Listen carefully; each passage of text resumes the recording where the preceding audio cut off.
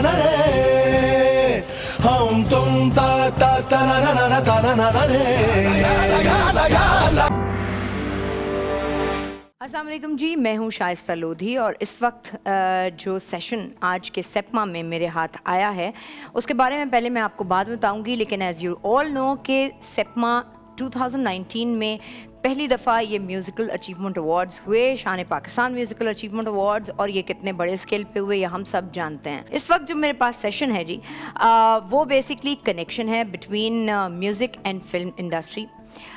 मेरे पास आज इस सेशन में दो ऐसे नाम हैं। साकिब मलिक साहब, आपको पता है इंडस्ट्री को पिछले 30 ईयर से सर्व कर रहे हैं, और ये वो साहब हैं जिनको मुझे लगता है कि यार साकिब ने हमें वो इमेजिनेशन दी है जो शायद वो सीड डाला है हमारे। अब भी हम कोई गाना सोचते हैं और वो थक करके वो सीन्स वापस आ जाते हैं। अपनी ज़िंदगी का छोटे से छोटा कोई भी हिस्सा उठा लें, यहाँ से साकिब मलिक की दी हुई वीडियो आ जाती है। तो हमारे पास इस वक्त साकिब मलिक हैं। अस्सलाम वालेकुम, कैसे हैं आप? बिल्कुल ठीक। आप ना होते तो हमारी सोचें ना होती, हमारी इमेजिनेशन नहीं होती। साकिब, आपने कुछ ज़्यादा ही मुझे कॉम्प्लीमेंट दे दिए, बट शुक्रिया आपका। ये आपकी मॉडेस्टी है, आप ऐसे कह रहे हैं जी। और दूसरा नाम भी नया नहीं है आर्ट इंडस्ट्री के लिए, म्यूज़िक इंडस्ट्री के लिए।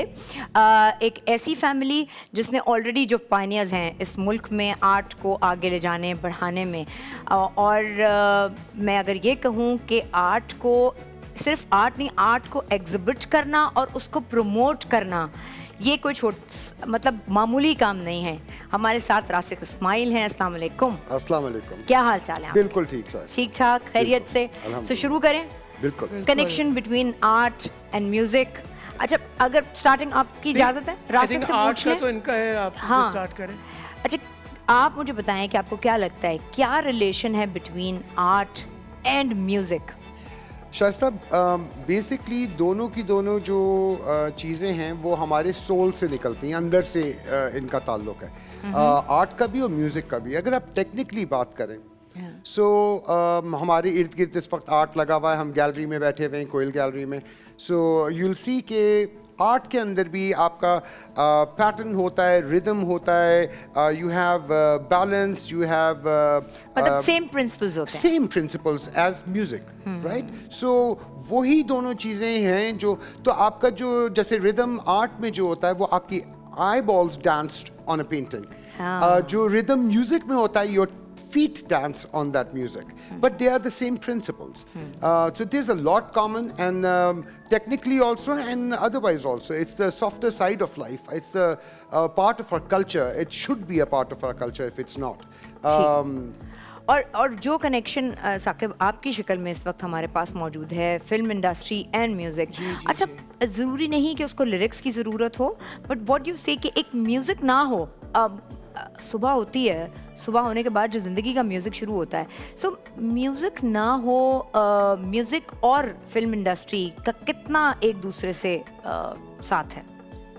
नहीं, बहुत ज़्यादा है। एक तो जैसे इन्होंने कहा कि आर्ट और म्यूज़िक का भी पैटर्न्स, ये रिदम, सो म्यूज़िक भी एक रिदम पे होता है।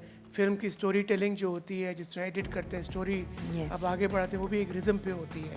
लेकिन फिल्म में म्यूज़िक एक टूल है इमोशंस को आगे बढ़ाने के लिए, स्टोरी को आगे बढ़ाने के लिए, स्टोरी को सपोर्ट करने के लिए, इमोशंस को हाईलाइट या उनको एक लेवल पे लाने के लिए।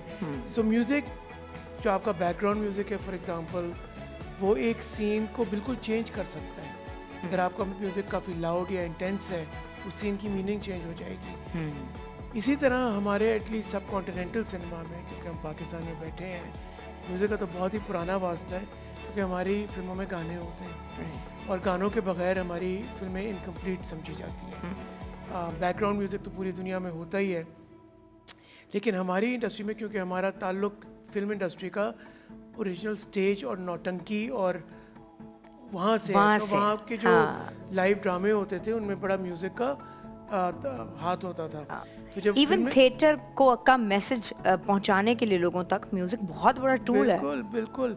जब बोलती फिल्में नहीं थी, साइलेंट मूवीज होती थी, तो बाकायदा सिनेमा में सामने ऑर्केस्ट्रा होता था और वो पूरी फिल्म का एक म्यूजिकल वो बना होता था, क्योंकि आवाज़ तो नहीं आ रही होती थी, और एक बाकायदा एक ऑर्केस्ट्रा चल रहा होता था. तो म्यूज़िक का तो बहुत बड़ा ताल्लुक है फिल्म से, because it is one of the tools to explain storytelling, to convey the emotions, and to take the story forward. अच्छा, जैसे रासिक, आर्ट एक एक्सप्रेशन है, वो पेंटिंग की शक्ल में हो, स्कल्पचर की शक्ल में हो, या इवन म्यूज़िक की शक्ल में हो. तो व्हाट यू थिंक हमारी आज की जनरेशन, वो ये सवाल आपसे भी है साकिब, कि हमारी जो आज की जनरेशन है जो देख रही है कि सेप्मा में ये अप्रिशिएट किया जा रहा है, उनकी कोशिशों को सराहा जा रहा है जिन जिन लोगों ने काम किया. क्योंकि बहुत दफ़ा ऐसा होता है कि हमारी फैमिलीज़ और जो एक क्लीशे हमारा सिस्टम है सोच का, हम उससे बाहर जाना नहीं चाहते और हम अपने बच्चों को कहते हैं कि नहीं, जो स्कूल की बुक्स हैं, जो टेक्स्ट तुम्हें मिल रहा है, जो करिकुलम तुम्हें मिल रहा है, सिर्फ वो ही है जिसके ज़रिए तुम कामयाब हो सकते हो. सो आपको क्या लगता है कि आर्ट म्यूज़िक कैसे? लेकिन शायस्ता, सबसे पहले तो अगेन आई वुड आप ऑलरेडी कह चुकी हैं, लेकिन आई थिंक सेप्मा जैसा प्लेटफॉर्म इज़ फैंटास्टिक. हम लोगों के आजकल जो कोविड टाइम्स हैं, everything was at a standstill. To play it safe and yet do something about the musicians. हमारी म्यूज़िक फील्ड के अंदर जैसे ये कर रहे हैं, जिसके अंदर 16 लोग जो कि सिर्फ अपने टैलेंट के ऊपर अवार्ड विनर्स होंगे, जो it could have the biggest name of the industry and somebody unknown in the same list. Yes. I think this is fantastic. This takes a lot of work, much more than what it would have taken in regular days. I also take pride in that I speak on mental wellness a lot, and I think सारी ये software चीज़ें जो आपने सारा बोला, चाहे वो एक स्कल्पचर है जिसको आप देख रहे हैं, your mind is getting absorbing something positive, paintings हो, म्यूज़िक हो, यार म्यूज़िक तो हम म्यूज़िकल नोट्स पे तो हमारी आंख फजर पे खुलती है, अजान से तो हम आंख खोलते हैं. So music is imbibed, and then हम इस बात को नहीं भूल सकते कि हम लोग India, Pakistan, subcontinent, there was a huge population which जिनके रिलीजन के अंदर this was part of their religion, music and dancing and all that.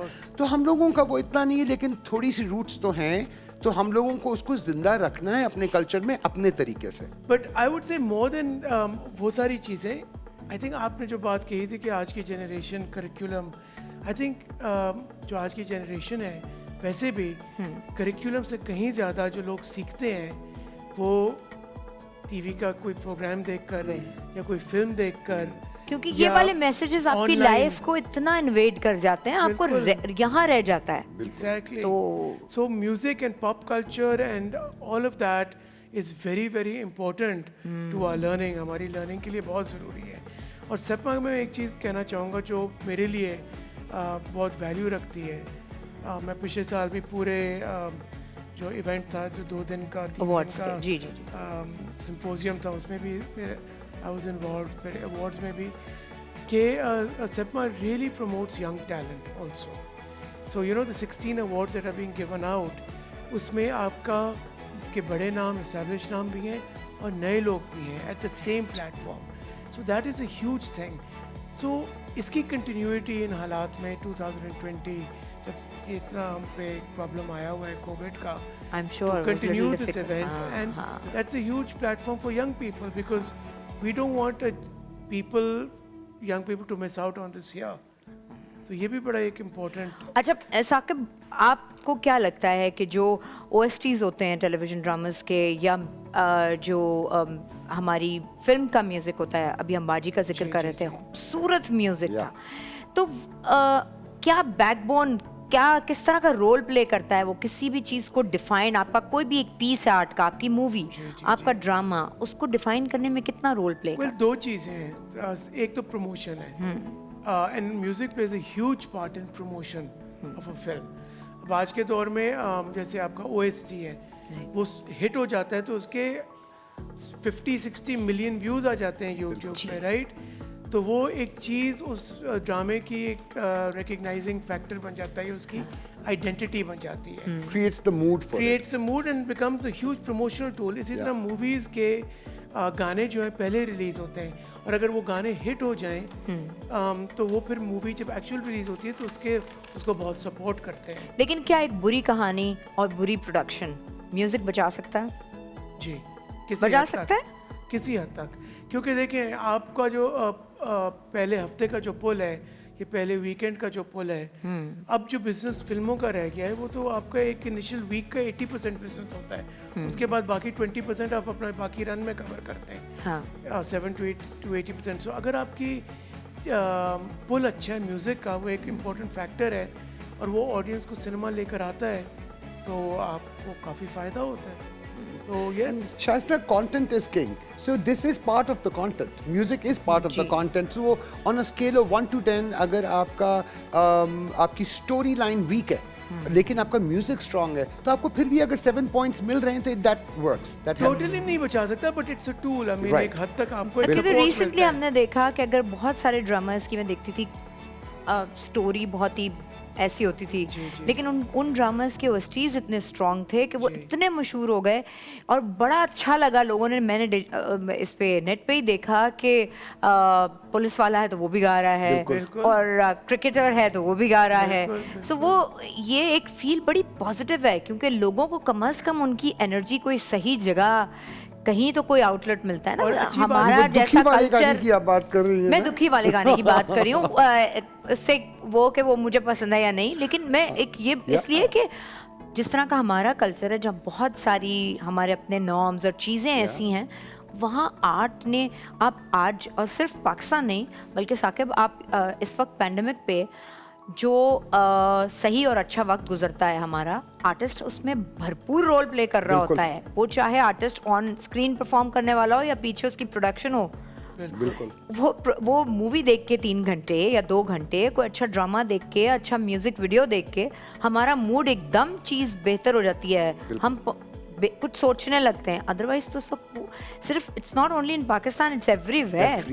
And also it's very important because ये चीज़ें फिर हम अपनी चीज़ें गुनगुनाते हैं ना। सो हमारा म्यूज़िक बहुत इंपॉर्टेंट है, क्योंकि हमारी नेशनल आइडेंटिटी और अपनी एक जो कल्चरल कॉन्शियसनेस अपनी होती है, वो इससे पहले लोग सलमान खान की फिल्मों के गाने गुनगुना रहे होते थे, ये दूसरी चीज़ें हो रही होती थी। सो इट्स वेरी इंपॉर्टेंट कि हम अपना म्यूज़िक प्रमोट करें, एक अपनी वॉइस, ना सिर्फ अपने मुल्क में। लोग कहते हैं कि बाहर हमारा एक कल्चर प्रमोट होना चाहिए, मैं कहता हूँ हमें अपने मुल्क से स्टार्ट करना चाहिए। कम से कम अपने मुल्क में तो अपनी आवाज़ों को, अपनी धुनों को, अपनी सोच को मंजर आम पे लाएं और कामयाब कराएं। आई एम श्योर जो लोग देख रहे हैं वो ये अंडरस्टैंड करेंगे कि अगर आप कोई अच्छा काम करते हैं और उसकी आपको जब आपको अप्रिसिएशन मिलती है, जो सेंस ऑफ अचीवमेंट आपको उससे आती है, उससे ज़्यादा अच्छा कॉन्फिडेंस आपको कोई और चीज़ नहीं दे सकती। तो ऑडियंस का इसमें शामिल होना, चाहे वो डिजिटल भी हो, बहुत ज़रूरी है। और बहुत अच्छी बात की साकिब ने कि अपना आर्ट, अपना पीस प्रमोट करना बहुत ज़रूरी है, बनस्बत ये कि हम अच्छा है आप दूसरों के गाने और दूसरों की चीज़ें अप्रिशिएट ज़रूर करें, लेकिन अपनी चीज़ों को ओन करना और उनको प्रमोट करना इस वक्त की सबसे बड़ी ज़रूरत है। सबसे और इसका साइड बेनिफिट ये होगा कि इसको एक एज एन इंडस्ट्री देखा जाएगा, और फिर पेरेंट्स अपने बच्चों को ये कि नहीं कहेंगे तुमने म्यूजिशियन बनना है, चलो जाओ डॉक्टर बन के आओ। So if they think they can be good musicians, और मेरी फैमिली में एग्जांपल्स हैं, people who have wanted to be musicians and they've become good musicians, and they've lived a good life, they've made a career out of it. Yes. So okay, this can all become a field, a serious field, अगर इस तरह के platforms जो ये recognize करें, award करें, reward करें इन musicians को। हमें डॉक्टर्स की भी ज़रूरत है, मगर हमें आर्टिस्ट की भी ज़रूरत है। ये डॉक्टर शाइस्ता की ओपिनियन। और जब डॉक्टर्स आर्टिस्ट हो तो फिर फिर अच्छा हो जाता है बैलेंस। तो बहुत बहुत शुक्रिया आप लोगों का, और आई थिंक हम तीनों को मिल के शुक्रिया अदा करना चाहिए। इसके पीछे जो इसकी पूरी टीम है, हुमा नसर, सारे उनके एसोसिएट्स, सिर्फ ये कि जो पाकिस्तान म्यूज़िकल सीन में इस वक्त लोग हैं, काम कर रहे हैं, जिन्होंने इतने साल इंडस्ट्री में काम किया है, उनको रिकग्नाइज़ करने का, उनको अप्रिशिएट करने का एक मौका है जो हाथ से नहीं जाना चाहिए, चाहे हमें डिजिटल ही जाना हो। यानी कि 2020 में हम ये सेप्मा अवार्ड्स जो हैं वो डिजिटली कर रहे हैं। थैंक यू सो मच रासिक, बहुत शुक्रिया साकिब। आई एम श्योर कि आप अगले सेशंस में भी इंटरेस्टेड होंगे और ये देखने में और जानने में भी इंटरेस्टेड होंगे कि किन को अवार्ड मिल रहा है। All the best. हम तुम ता दा ना ना दा ना ना ना रे, हम तुम ता दा दा ना ना ना दा ना ना रे, ला ला ली गा ली गा ला ला ला ली गा ली गा ला ला।